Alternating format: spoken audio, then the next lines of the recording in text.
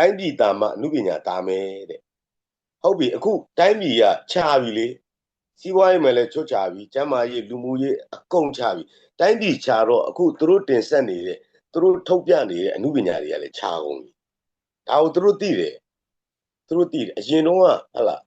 ဒီဟိုဘယ်အဖွဲ့ဆိုရင်ဟာဘလို့လက်မှတ်တွေဝယ်မှကြည့်ရတာဥပမာဘယ်ရုပ်ရှင်ကားဆိုရင်ဘလို့တွေမှအားပေးရတယ်ဒါပေမဲ့အခုတချို့အဆိုတော်တွေဟလာစတူဒီယိုလောကကနေဘာတို့ဘီယာဆိုင်တို့ရောက်ကုန်ဒီစစ်တပ်ကလည်းဖျားအိတ်တင်အကြီးတယ်ဟလာဦးနေပြီးတော့မှရှိပါတယ်ဖျားတင်အကြီးတယ်ပြီးတော့ဘုံလိုက်ကျဲအဲ့တော့ဒီလိုဘုံလိုက်ကျဲဖျားတယ်ပြီးတော့ဘုံလိုက်ကျဲတဲ့သူကဓမ္မဘတ်တော်သားဖြစ်မလားအတ္တမဖြစ်မလားအဲ့တော့ဒီစစ်တပ်ကိုထောက်ခံတဲ့လူတွေကလည်းအဲ့ဒါကိုတချို့သိဖို့လိုပါတယ်ဗျဆက်လက်ပြီးတော့ဗကိုပေါ့စီကိုအအလှည့်ပေးချင်ပါတယ်ဗျကိုပေါ့စီဒီနေ့ဖြစ်နေတဲ့ဖြစ်ပျက်တွေကတော့မြင်ရကြားတဲ့အတိုင်းပဲမျိုးသတင်းတွေကလည်းမျိုးတွေထွက်နေတာဘာသာရေးလှည့်ကွက်တွေရောမုံတိုက်တာတွေရောခုရွေးကောက်ပွဲနဲ့ပတ်သက်ပြီးတော့မှပါတီတွေဖျက်သိမ်းတာတွေရောအရေးချင်းမပြည့်မီတာတွေရောတယောက်နဲ့တယောက်တိုက်ခိုက်နေကြတာတွေပေါ့နော်အဲ့ဒါတွေကလည်းတွေ့နေကြရတယ်အများကြီးတယ်ဟိုပါတီပြောင်းဒီပါတီပြောင်းဆိုပြီးတော့မှလုပ်နေတဲ့ဟာတွေရောပေါ့နော်ဒါတွေလည်းတွေ့နေရတာတွေလည်းရှိနေတော့လေဆိုတော့ကိုပေါ့စီအနေနဲ့မြင်တဲ့လောက်လေးဆွေးနွေးပြပါဦးဗျတပည့်တော်ဒီနေ့တပည့်တော်မြင်သလောက်ဆွေးနွေးရမယ်ဆိုရင်တော့တပည့်တော်တချို့ပြောချင်တဲ့အချက်လေးတွေကိုတပည့်တော်ဟိုစာလေးနဲ့ရေးထားတယ်ပေါ့နော်ကြံခဲ့မှာဆိုတဲ့အတွက်စာကြည့်ခွင့်တော့ပြုပါလို့ဥစွာတင်ပြချင်ပါလေဗျအဲ့တော့ခုနဆရာတော်ပြောသွားသလိုပဲဒီရွေးကောက်ပွဲကလက်ခံနိုင်စရာအကြောင်းရှိတဲ့ရွေးကောက်ပွဲမဟုတ်ဘူးဘာလို့လဲဆိုရင်တရားမျှတမှုမရှိဘူးဟုတ်လားစလုပ်ခဲ့ရနောက်ပြီးတော့ပြည်သူအတွက်မပြောင်းလဲနိုင်ဘူးလို့တိုင်းပြည်အတွက်လည်းပြောင်းလဲမှုဆိုတာရှိမှာမဟုတ်ဘူးကဲနောက်တစ်ခုဘာလို့မမျှတလဲဆိုတော့ခုနဆရာတော်ပြောသလိုပဲဟုတ်လားဝေဖန်ရွေးကောက်ပွဲဝေဖန်ထောင်ချမယ်ဟုတ်ပြီအဲ့ဒီထဲကဒီရွေးကောက်ပွဲကတရားမျှတမှုမရှိတော့ဘူးအဲ့ဒါဒီမိုကရေစီမှာလွတ်လပ်စွာပြောဆိုနိုင်တယ်လို့လွတ်လပ်စွာဟုတ်လားထောက်ပြနိုင်တယ်ဝေဖန်နိုင်တယ်ဒါဒီမိုကရေစီလေအဲ့တော့ဝေဖန်လို့မရဘူးငါတို့ဝေဖန်တော့မင်းတို့ထောင်ချမယ်ဆိုတဲ့ကဒီရွေးကောက်ပွဲဟာဒါမတမာတဲ့ရွေးကောက်ပွဲတရားမမျှတတဲ့ရွေးကောက်ပွဲဖြစ်သွားပြီနော်အဲ့တော့ဒီရွေးကောက်ပွဲမှာဒါပြည်သူတွေအနေနဲ့မဲဝင်ပေးလိုက်မယ်ဆိုရင်ဒီစစ်တပ်ကိုတရားဝင်လူသက်ခွင့်တရားဝင်ဘုံကျဲခွင့်ဒါတွေကိုပေးလိုက်လို့ဖြစ်သွားမယ်နောက်တစ်ခုကတပည့်တော်တို့နဲ့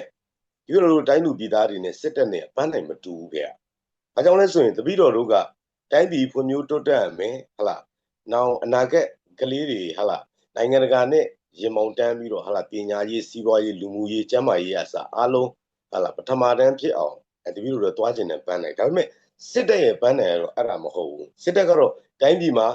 ပြန်စားတာတွေဘယ်လိုထွက်လဲအဲ့ဒါတွေငါတို့ဘယ်လိုရောင်းစားမယ်ငါတို့အဲ့လိုရောင်းစားလို့ငါတို့ကိုထောက်ပြဝေဖန်တဲ့လူကိုငါတို့ထောင်သွင်းအကျဉ်းချမယ်ဟလားမဲခိုးတယ်ပြောပြီးတော့လေအမျိုးမျိုးလုပ်မယ်အဲ့တော့သူတို့ပန်းနိုင်နဲ့တူတဲ့ခုနလိုပါတီတွေရှိတယ်စစ်တပ်နဲ့တူတဲ့ပန်းနိုင်လို့တူတဲ့ဒီပါတီတွေရှိတယ်အဲ့လူတွေကတော့တန်ရောင်ပေါ့နော်အဲ့တော့ဒီနေ့ခေါင်းစဉ်လေးလိုပဲတပည့်တော်တို့ကဓမ္မဖြစ်အတ္တမကိုတွန်းလှန်ခြင်းဖြစ်တယ်အဲ့တော့ဟိုဒီနိုင်ငံမှာနေတော့ဒီနိုင်ငံရဲ့အရေးอ่ะတပည့်တော်တို့အရေးပါပဲဟလားဟိုမွေးခင်းကအစဟလာအသက်ကြီးတဲ့လူတွေဒီဒါရဟန်းတန်ဃာတွေဆိုရင်လည်းဒီပြည်သူတွေရဲ့ကတ်တဲ့ဆုံးဟလာသူဖုံးပေးတဲ့အတွက်ဒီနိုင်ငံအရေးကလည်းဟလာဒီရဟန်းတန်ဃာတွေရဲ့အရေးဒါကြောင့်မလို့တပည့်တော်တို့ဘုံဘုံတို့ကပါဝင်ပြီးတော့ဒီတော်လန်ရေးကြီးမှာဆင်နွှဲတယ်အဲ့တော့လက်ရှိအနေအထားကိုပြောမယ်ဆိုရင်ဒီဘသူတွေကအခုချိန်မှာတိုင်းပြည်မှာဒီဓမ္မဘက်ကရက်တည်ပြီးတော့ဟလာဘယ်အဖွဲ့အစည်းတွေဘယ်ပုဂ္ဂိုလ်တွေကတော့ဟလာအတ္တမဘက်မှာရက်တည်တယ်ဆိုတာတော့ဒါတပည့်တော်တို့အကုန်လည်းသိတယ်မြန်မာတပြည်လုံးလည်းသိတယ်နောက်တစ်ခုကဘာကလည်းသိတယ်သို့ပေမဲ့တချို့မျက်စိပိတ်နားပိတ်အကုန်ပိတ်ပြီးတော့ညင်းတဲ့လူတွေကြတော့သူတို့ကြောင့်ဒါကိုလက်မခံဘူးသူတို့ကဒီအတ္တမလို့ပြောတာကိုလည်းသူတို့ကဓမ္မလို့ပဲထင်ပါလေအဲ့တော့ဓမ္မဆိုလည်းသူတို့သိမှာမဟုတ်ဘူးသူတို့ကသိလဲမသိဘူးမသိလဲသူတို့ကမသိဘူးပဲညင်းကြမှာအဲ့တော့ဟိုတချို့လူတွေရဲ့ဒါကလည်းတွေးခေါ်ပုံနဲ့တက်ဆိုင်ပါလေဗျတချို့ကလည်းဒီစစ်တပ်ကိုဘာလို့ထောက်ခံလဲဆိုရလိုမှုတွေနဲ့ထောက်ခံကြတယ်နော်ဒီအတ္တမဘက်မှာရက်တည်ကြတယ်ဟလားဒီစစ်တပ်ကလည်းဖျားအိတ်တင်အကြီးတယ်ဟလားဦးနေပြီးတော့မှရှိပါတယ်ဖျားတင်အကြီးတယ်ပြီးတော့ဘုံလိုက်ကျဲအဲ့တော့ဒီလိုဘုံလိုက်ကျဲဖျားတယ်ပြီးတော့ဘုံလိုက်ကျဲတဲ့သူကဓမ္မဘတ်တော်သားဖြစ်မလားအတ္တမဖြစ်မလား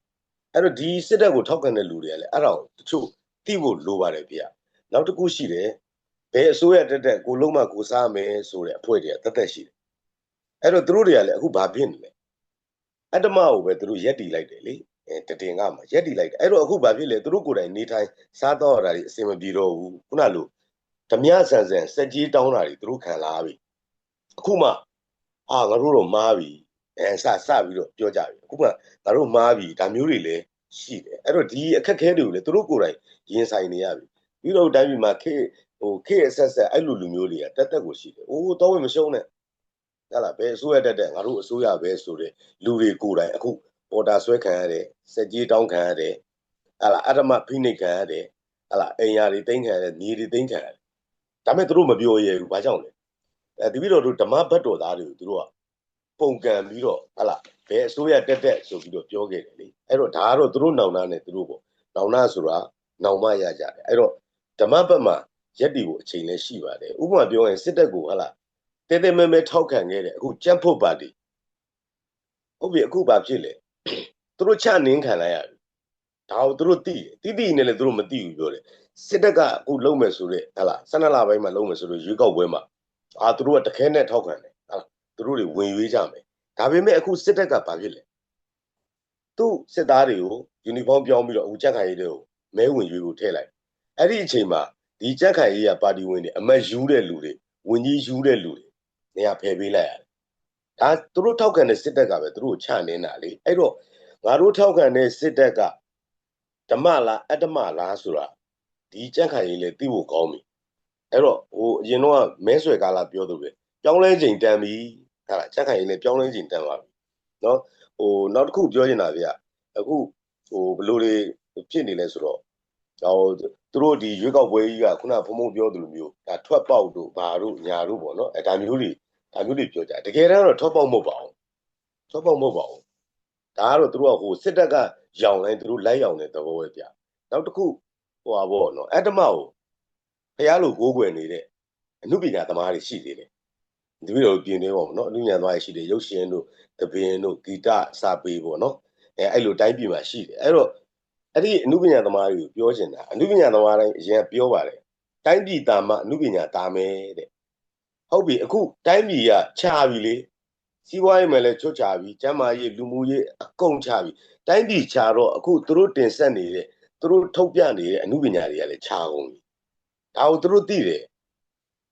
အရင်တော့ဟာလားဒီဘယ်အဖွဲ့ဆိုရင်ဘလူလက်မှတ်တွေဝယ်မှကြည့်ရတာဥပမာဘယ်ရုပ်ရှင်ကားဆိုရင်ဘလူတွေမှအားပေးရတယ်ဒါပေမဲ့အခုတချို့အဆိုတော်တွေဟာလားစတူဒီယိုလောကကနေဘားတို့ဘီယာဆိုင်တို့ရောက်ကုန်တချို့ရုပ်ရှင်တွေကလူတွေငကိုတော့မြို့ကားပဲရိုက်တယ်ဟာလားတောကားကိုစိတ်ဝင်စားအောင်နယ်ကားပေါ့အခုအဲ့နယ်ကားမှာသူတို့သွားပြီးတော့ရိုက်နေရပြီခုနသပင်သမားတွေဒီတိုင်းပဲတစ်ချိန်လုံးကဒီလက်မှတ်1000နဲ့ငါဘယ်ဖွဲ့နဲ့မှကမှာလို့ဘယ်ဆက်နဲ့မှတွဲမှာလို့ကဲအခုကျွန်တော်ကိုခေါ်ပါကျွန်မကိုခေါ်ပါဖြစ်အဲ့တော့သူတို့ဒါအတ္တမမှာရက်တည်ခဲ့လို့ဒီလိုမျိုးကြီးကျင်ဆိုင်ရတာလေတကယ်လို့ဒါဓမ္မဘက်မှာရက်တည်ပြီးတပည့်တော်တို့နဲ့တပေါင်းတစည်းတဲ့အတူတူယုံကြမယ်ဆိုရင်ဒီစစ်တပ်ကိုအလုံးစုံတိုက်ရ45မိနစ်ပါ45မိနစ်ရက်တော်မကူနိုင်တော်မကူပေါ့နော်အဲ့တော့အခုအချိန်မှာခုနပြောသလိုပဲပြောင်းလဲဖို့အချိန်တန်ပြီးဓမ္မဘက်မှာရက်တည်ဖို့အချိန်တန်ပြီးအခုပါတီတွေရှေ့မှာဆိုရင်4ပါတီလောက်လည်းပြုတ်သွားပြီဒါလည်းသူချနင်းလိုက်တာပဲအဲ့ဒီပါတီတွေတော့တည်သွားပြီသွားပြီငါတို့တော့ဂျင်းထက်ခံလိုက်ဒါပေမဲ့သူတို့ဂျင်းထက်ခံလိုက်ရတဲ့ကိစ္စကိုသူတို့ပြည်သူကိုထုတ်မပြောရဘူးဘာကြောင့်လဲသူတို့အတ္တမဘက်မှာရက်တည်ခဲ့တာလေအဲ့တော့သူတို့အတ္တမသူတို့တွန်းထုတ်လိုက်တဲ့ခါကျတော့ဓမ္မဘက်ကိုလည်းသူတို့မဝင်ဆန့်တော့ဘူးသူတို့ပြောမဲ့စကားဆိုရင်လည်းဘယ်သူမှယုံတော့မှာမဟုတ်ဘူးအဲ့တော့လူသားအားလုံးကတော့ထမင်းစားပြီးကြီးကြတာပဲဒါပေမဲ့တချို့မြန်မာပြည်မှာထမင်းစားပြီးတော့လူအတိတရားမရှိတဲ့လူတွေရှိတယ်ကိုနေတဲ့ကိုနိုင်ငံကကိစ္စမဟုတ်ဘူးလို့တချို့ထင်ကြတယ်တာသလိုနေကြတယ်အဆင်ပြေသလိုနေကြတယ်အဲ့တော့ဓမ္မနဲ့အတ္တမကိုခုနပြောသလိုတချို့ကတော့ကြောက်ပါဗျာဘောမလို့ခေါ်ကြတယ်ဟုတ်ပြီဒီဘောမတွေကမသိဘူးမို့သိတယ်ဗျာရလို့မို့တခုရှိလို့တချို့ကမားကြတယ်တချို့ကျတော့ဘူးမသိကိုမသိနဲ့အဲ့လိုမားကြတယ်အဲ့လိုရှိတယ်အဲ့တော့ကျွန်တော်တို့တိုင်းပြည်ကြီးကခေတ်ဆက်ကျွန်တော်တို့စိုးစိုးဝါးဝါးနဲ့ရင်ဆိုင်ပြီးတော့ကျွန်တော်တို့ရဲ့ဒီအသက်အရွယ်မှာလည်းဟလာအဲ့လိုစိုးဝါးနဲ့ရင်ဆိုင်ပြီးလာခဲ့ရတယ်အဲ့ဒီတော့အဲ့ဒါကြီးတွေပြင်ဖို့အတွက်ကိုဓမ္မဘက်မှာရက်တည်ကြပါအတ္တမကိုသွားပြီးတော့ အားမပေးကြပါနဲ့အဲ့တော့တပည့်တော်တို့ကအနုပညာသမားဆိုတော့တပည့်တော်နဲ့ပတ်သက်ခဲ့တဲ့ယဉ်နီးခဲ့တဲ့အနုပညာရှင်တွေအဆိုတော်တွေဟလာတပင်သမားတွေတကယ်တချို့ကပြောကြတယ်ပေါ့စီမင်းတို့ကငါတို့ကအားပေးနေတာဟလာနောက်ွယ်ကနေအဲ့တော့တခုပြောချင်ပါတယ်နောက်ွယ်ကနေအားမပေးပါနဲ့ကျွန်တော်တို့ဒီချိန်မှာနောက်ွယ်ကနေအားပေးရမယ့်အချိန်မဟုတ်တော့ဘူးကျွန်တော်တို့အတူတူရှေ့ထွက်ပြီးတော့အတူတူလက်တွဲပြီးတော့ဒီအတ္တမကိုတွန်းချလိုက်မယ်ဆိုရင်တော့ဓမ္မဟာထိတ်ဆုံးရောက်နိုင်ပါတယ်လို့တပည့်တော်ကတော့ဆွေးနွေးကြပါတယ်ဗျာဟုတ်ကဲ့ပါကိုပေါ့စီဆိုတော့ ဗျာတချို့ကလည်းပဲနောက်ွယ်ကနေမှဒိုင်ယူပြီးတော့မှထောက်ပံ့ကြသလိုပေါ့အားပေးနေကြတယ်ပေါ့နော်အားပေးစကားပြောကြသလိုရှိသလိုတချို့ကလည်းပဲလုံးဝကြောခိုင်းသွားတဲ့သူတွေလည်းအများကြီးတွေ့ရတာပေါ့ဦးဇင်းတို့ဆိုလို့ရှိရင်ဒါတစ်ချိန်ကတကယ်မိတ်ဆွေဆိုရင်နေဆိုလို့ရှိရင်ဒါဦးဇင်းတို့ဆက်သွယ်မှာတော့ကြောက်လာတဲ့အနေအထားမျိုးတွေကြုံရတယ်လေအဲ့လိုမျိုးတွေကြုံရတာရှိဟုတ်တယ်ဗျာစကားဖြတ်ပြောတာပေါ့ဘုံတပည့်တော်ဆိုရင်တနေ့တုန်းကဆိုရင်အဲ့လိုပေါ့တပည့်တော်နဲ့ရင်းနှီးခဲ့တဲ့ဒီအနုပညာတရားပေါ့နော်ဒီ music ဘက်ကဆိုင်းဆရာနှစ်ယောက်တငယ်ချင်းတွေဟိုင်းဆိုပြီးတပည့်တော်ဘလော့ချပလိုက်သူတို့ကိုယ့်ကိုယ်တော့အဲ့လိုဖြစ်သွားပြီနော်ထားလိုက်ပါတော့ဒါပေမဲ့တော်လန်ရေးအစຫນွေဦးတော်လန်ရေးအစမှာလက်သီးလက်မောင်းတန်းပြီးတော့ပါခဲ့တဲ့အနုပညာရှင်တွေအများကြီးရှိတယ်အနုပညာသမားတွေပေါ့ဒီတော့ကကြံနေခဲ့တယ်သူတို့အဲ့တုန်းကတော့ဥပမာဟာတိုက်မယ်တို့ခိုက်မယ်တို့ဟလာမကြိုက်ဘူးတို့ဟလာအပြုတ်တိုက်မယ်ဒါမျိုးပြောဆိုပြီးတော့ဟလာတမရာကြီးနဲ့အမေစုကိုလွတ်ပေးပါမင်းတို့လူရင်နာယူလို့ရတယ်ဆိုတဲ့အဖွဲ့လည်းရှိတယ်အဲ့တော့